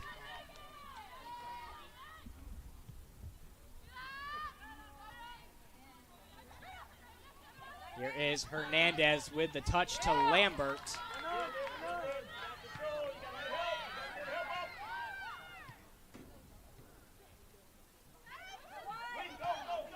Nighthawks are in transition. These two teams just trading blows. And whose dam is going to break first? Back lines for both squads have been really good today. I think UNG holds the slight edge in that category because the Flagler attack has been really strong, and there's been a couple big-time stops by the Nighthawk defenders. UNG just hasn't quite had the opportunities in the second half that they did in the first, as Odinger's called for the foul there. But, yeah, good back-and-forth battle so far in the second half. Yeah, that's very similar to what we saw in last season's matchup between these two teams, where the back lines were just stellar for both squads. It ended up being Ariel Aronoff netting both goals for North Georgia and Hernandez for Flagler, as another Flagler player hits the turf. This time it is Anchetta. Looks like the Nighthawks are going to make another substitution. The player getting ready to check in for Coach Ralton. Clock continues to wind down. And that's Darby Olive coming back in. So now as we're past the midway point of this second half, 3 prime goal scorers inserted into the game for UNG. So Olive is on, Odinger out. She was slow to get up, and she goes right to the trainer's table to get looked at. And Odinger is definitely a player that you want to get back into this game if you're Coach Ralton. Absolutely. I think Kaylee Ralton will probably take the first opportunity she has to put Bailey Odinger back on the field. Wheeler gives it back to Fowler. Now to the veteran Michael Fruits. Fruits has been around this program for quite some time. A senior out of Savannah, Georgia, really broke through last year. Had 2 goals and an assist, scoring for the first time in her career. Was a consistent starter for the Nighthawks last year, 14 out of 18 games. Been a consistent starter here in 2024. Key piece of the back line that's made a handful of stops in this game.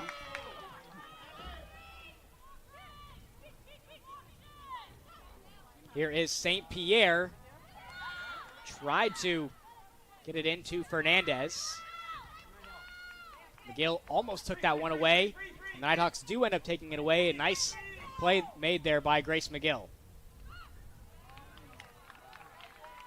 That touch just a bit too strong there by the Nighthawks, so the Saints will throw in front of UNG's bench.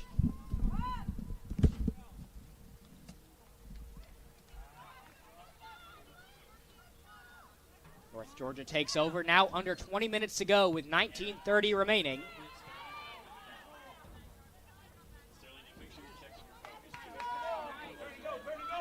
Here is Diaz. Diaz tried to chip it to Grace McGill, almost maintained possession. O'Brien swarmed by 2 defenders there from Flagler, and it ends up back with the Saints.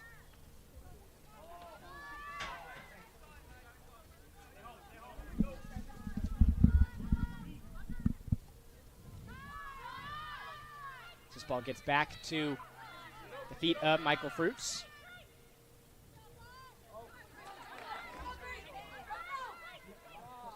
Now, battle on the right side of the field. Nighthawks do come up with it.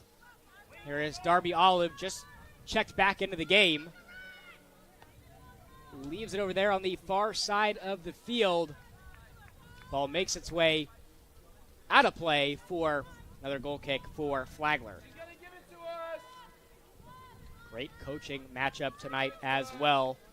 Head coach for the Saints, Ashley Martin, one of the best coaches in Flagler women's soccer history. Over 120 wins with the program. Multiple appearances in the NCAA tournament. Going up against Coach Ralton, who in her first 5 seasons with North Georgia has just been spectacular. Every season that the NCAA tournament has been on, North Georgia has made the tournament, just that one COVID year where the NCAA tournament was canceled. They have gotten better every single year under Coach Ralton. And the longer she's with North Georgia, the more that she establishes herself as one of the best coaches in the conference, as we have a stoppage of time and our first yellow assessed in this game going to Chloe Diaz. Yeah, it's been a clean game so far, and that's our first card. But back to your point, Robert, about the head coaches. There's a lot of excitement around North Georgia athletics right now, and for good reason. And Kaylee Ralton is obviously a part of that for the fall season. And now Lilich on the men's side here at the UNG soccer field. And a lot of success for Ralton and her program lately. Can't help but feel like they're just possibly budding into one of the best programs on campus. Coach Ralton, the Peach Ball Conference Women's Soccer Coach of the Year last season, first female women's soccer head coach to ever lead their team to a PBC title. She's been very quickly, in about half a decade, establishing herself as a very, very successful coach here at North Georgia. This is going to be a free kick for the Saints in some dangerous territory. North Georgia will move some of their players back. It looks like Fernandez and St. Pierre are in the vicinity to take the free kick.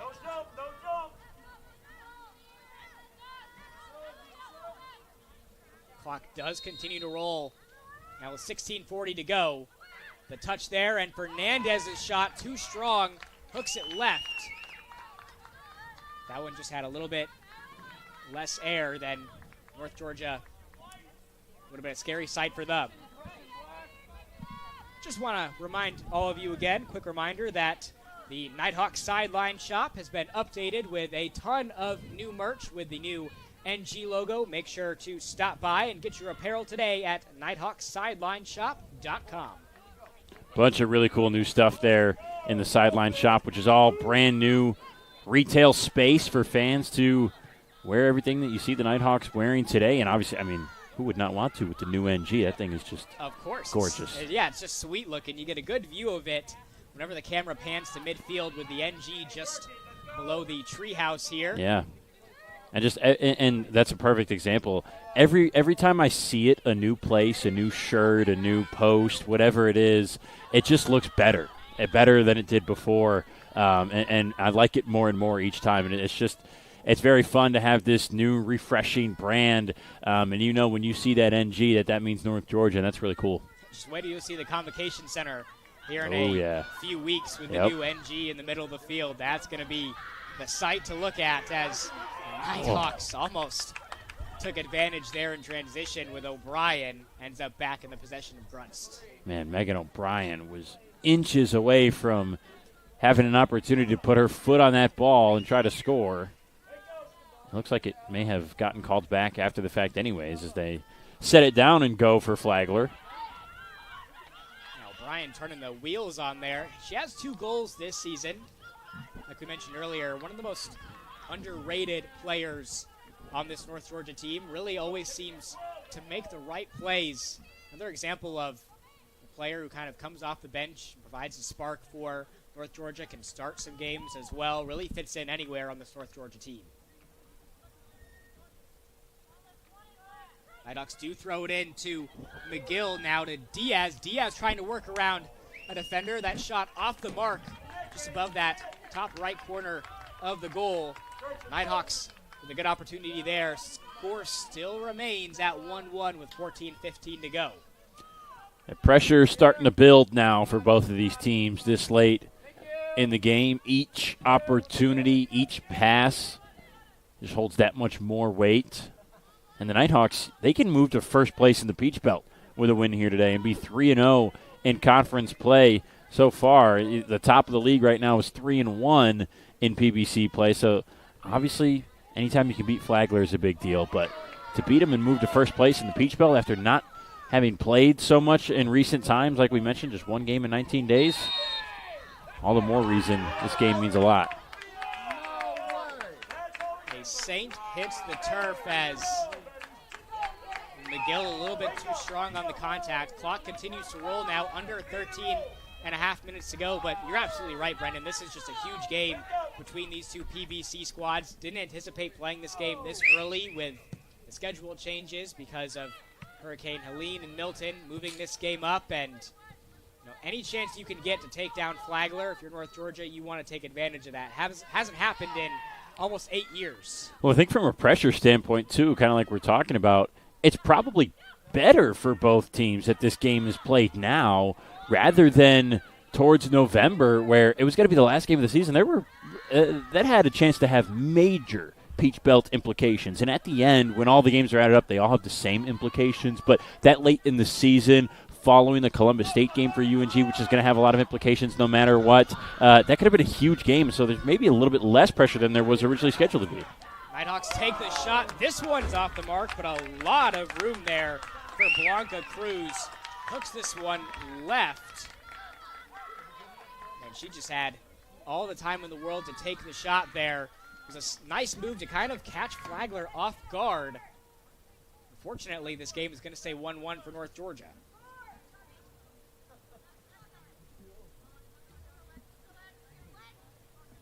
Not going to see Blanca Cruz miss an opportunity like that too many times. That's not a person you want to leave as open as she was for Flagler. UNG still feels like they've got that opportunity just waiting. Blanca Cruz, a former PBC Player of the Week. Definitely not who you want to see with that sort of room, especially coming into college with 100 goals scored in high school. Here's that last opportunity that Cruz had a minute ago. A lot of space, and usually she buries this one in the back of the net. And just chipped it a little too high and left of the net. So now with 11:20 to go, Grunst looking for a spot for the ball to just get this one past midfield. As it eventually ends up at midfield, and it's just been a lot of pressure on this right side of the field by these North Georgia midfielders and forwards. Here is Wheeler trying to chip it into Cruz. Cruz with a defender behind her. Another opportunity, but she hits the turf and has yet to get up. She is definitely in a little bit of pain. Clock will stop with 10:35 to go. Cruz has still not gotten up. It's definitely not what you want to see if you are Coach Ralton. Yeah, and they're going to send the trainers out. It looked like Blanca just landed sort of awkwardly after she released that last shot that got deflected before it could reach the net.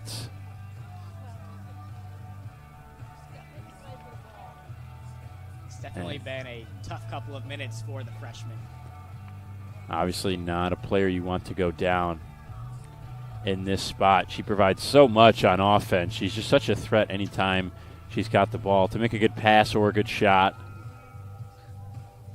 And hopefully she's well enough to get up and keep going as Kaylee Ralton is going to join the athletic trainers in the huddle around Cruz.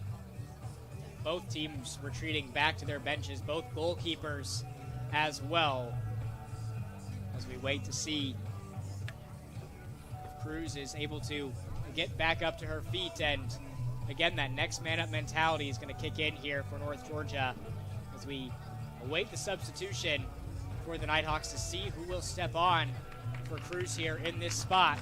It's great to see Cruz is up on her feet and able to walk off of the field. Still definitely not a player, like you mentioned, Brendan, that you want to see go down. The Nighthawks are going to have to make a late substitution here with 10:35 to go.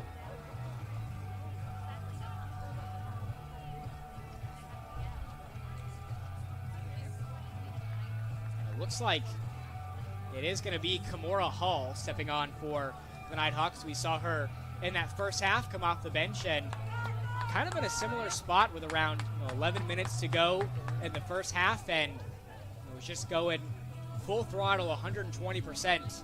Out there on the field for North Georgia, and we could see her do something similar here, maybe try to get her a little bit more involved on the attacking end of the field for the Nighthawks as well. Coming on for North Georgia, number 15, Kimora Hall.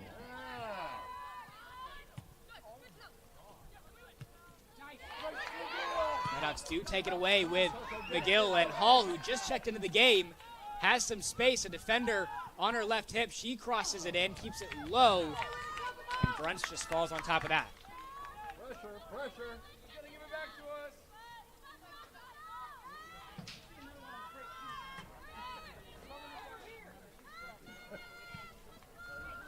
As Grunts keeps this one high in the air. Ball bounces into the stands here at the UNG soccer field. North Georgia's going to try to work quickly as Clark gets it in at midfield. Now under 10 minutes to go.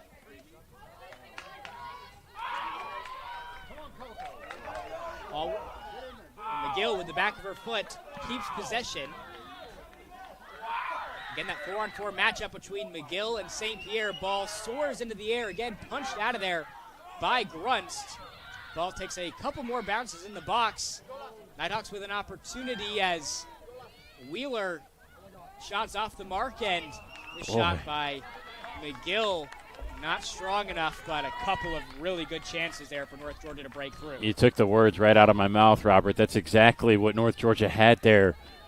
Plenty of good looks, and while they don't convert, you have to be pleased with the quality of opportunity and the quantity this late in the game. Here is St. Pierre. And now Flagler tries to make something happen. They've got a good opportunity here, and that's cleared out of there by the veteran, Michael Fruits. And we were just talking about North Georgia men's basketball and the excitement around the upcoming basketball season. The Small College Basketball Hall of Fame Classic kicking off North Georgia men's basketball schedule on November 2nd. As this Nighthawk back line takes it away. Yeah, the men are going to head down to Lakeland, Florida for a premier multi-team event to start the year. They're going to play 2 games, St. Thomas Aquinas, and then they're going to go up against the reigning national champions in Minnesota State. A very big multi-team event for Dan Evans and the Nighthawk men's team to start this season. And a great opportunity for them to prove themselves early in this 2024 season, fresh off the heels of their best season in program history, made it all the way to the Elite Eight, almost faced off against Minnesota State. That was just a phenomenal season for Coach Dan Evans and this North Georgia men's basketball program. They won't be in action at home until November 12th against Tusculum. Still, lots to be excited about if you're a fan of North Georgia men's basketball.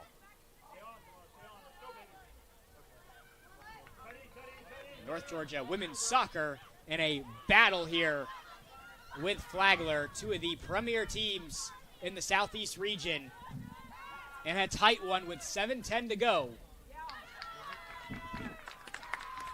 Ball makes its way out of play. Saints will throw in front of their bench. Couple of players hit the turf. You can definitely feel the intensity is stepping up a bit, and these refs as well let a few plays go in that first half. Definitely let the plays play on, and here in the second half, definitely seeing a couple of more whistles here, but intensity has definitely stepped up a notch. And rightfully so. It's been a really good game for both of these teams. Both have had their chances. UNG has been the primary aggressor, and it feels like they've been the better team so far tonight. So the clock will stop with 6:14 to go as North Georgia makes a substitution, quickly resumes. With this game tied at under 15 minutes to go, the clock will continue to stop on any substitutions. Ashley Sumrell steps into the game for the first time here in this contest. A sophomore midfielder out of Decula, Georgia, makes her first appearance in the game late in this one for Coach Ralton.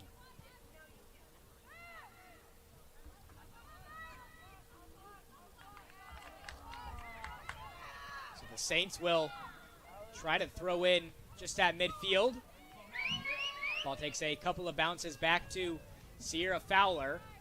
She's just going to push her team back as far as possible and use that strong foot to get this one to midfield. And Robert Summerall, a player who didn't play last year for UNG, but impressed enough in the spring to find a little bit of time here in the early stages of this fall season. This is the 5th appearance of the season for Summerall. Has an assist here in 2024. Aronoff trying to go quickly. Now at 5 minutes left in this game. Yeah, stakes are at an all-time high right now as the Nighthawks get it in to McGill. This one stays on the ground and again cleared out for another North Georgia throw-in. Really just don't want UNG to get soccered in this game. That's what happened to Flagler in their last one, where they were probably the better team, had more shots on goal, more opportunities, but sometimes you don't win games like that, and that's kind of how it's been for UNG today. They've been better, and they just haven't been able to convert on all those opportunities. We'll see if the Saints can convert on this opportunity here as they are pressured into the far corner. Ball rolls out of play as Agul tried to track it down, and this is going to be a corner opportunity, it looks like, for Flagler.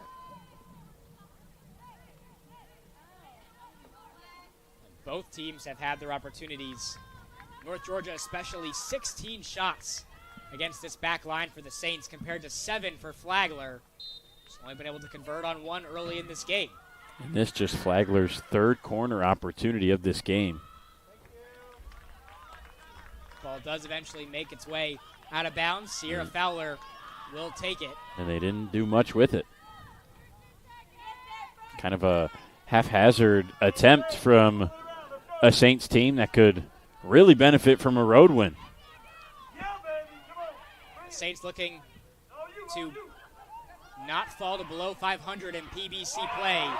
Nighthawks with a good opportunity with Kimura Hall. Keeps it on the ground, sent out of play just underneath the light post here. Nighthawks are going to work quickly with Aronoff. Boy, how many ankle breakers have we had today? Whew. That was another one. Too many to count. Nighthawks again trying to find Kimura Hall. Now under 3 minutes to go. Fernandez, a couple of touches, keeps it in the air. Ball eventually finds its way back to the ground. Headed back by Fruits. And here come the Saints. That's just another great play by Alex Clark to cut off the pass. I was going to say, who other than Clark? She's had a fantastic game on the backside tonight. Flagler still maintains possession with St. Pierre. Now pushed back to Anchetta. Anchetta tries to chip it in. As Treadwell gets it back to midfield. No Nighthawk is there as Kimura Hall ends up with it. Now the Nighthawks are going to try to make something happen in transition. Here is Aronoff on the left side as she takes the shot right into the midst of Grunts, now with 2 minutes to go. Boy, would have liked O'Brien there. Maybe try to find McGill on the opposite side. If you're going to take that shot, got to make sure you can get enough on it, and I just don't think she had enough mustard behind it to really give it a fair opportunity. Because Grunts, she's so strong back there that 9 times out of 10, she's going to find a way to save that.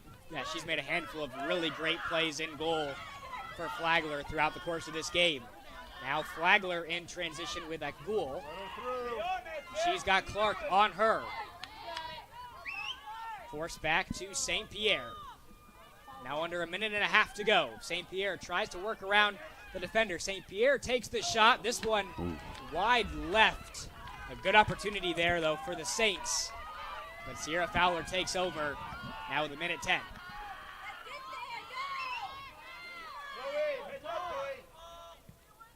Obviously never want to say never, but not a great goal kick there for the Nighthawks as they just give it right back. Maybe one more opportunity for each team to try to break this tie. Hearts are pumping here at the UNG soccer field. 1-1 with 45 seconds to go. Nighthawks take over. Nighthawks haven't had a tie yet this season. Here come the Saints with room to work over there on the right side. Saints maintain possession, trying to work around this North Georgia backfield. Now 30 seconds to go. They chip this one in. The Nighthawks take over. They have an open Summerall over on the near side. Here is Hall in transition. Has a couple of players on her and has that one taken away by the Saints back line. And boy, they had open Ashley Summerall nearest to the screen on that play. Yeah, you're right, Robert. I would have liked to seen how that opportunity would have manufactured had Summerall had a chance. And that is going to do it for this matchup. A back-and-forth battle between two of the premier programs in the Southeast ends in a tie. In the end, both teams, they have their chances. North Georgia with 18 shots in this one. Neither squad could break through in the end, and for the second year in a row, the Nighthawks and the Saints end their matchup in a tie. Flagler now 3-2-2 on the year. Nighthawks now 6-1-1, as you mentioned, Brendan. The Nighthawks picking up their first tie of the season, still undefeated in PBC play, but they definitely have their chances to come out on the winning end of this game. Yeah, they certainly did, especially in that last one late. But, you know, both teams played well enough tonight that I don't think either side can be upset with a draw there.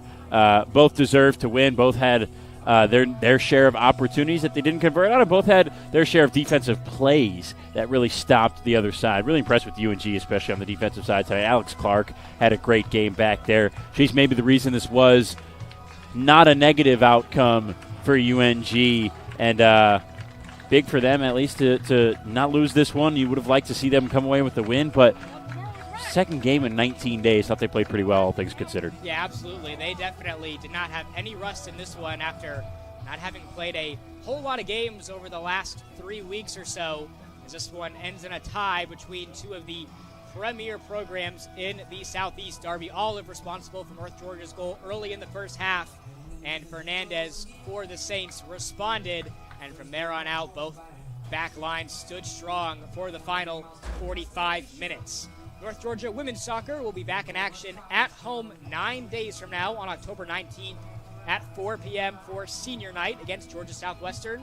But we'll be back with you on the Nighthawk Sports Network even earlier as North Georgia men's soccer takes on USC Aiken on Wednesday, October 16th at 7 p.m. right here at the UNG soccer field. On behalf of Brendan Shabath and the rest of the NSN team and UNG athletic staff, this is Robert DiClemente signing off. Thanks so much for watching, and we will see you next Wednesday.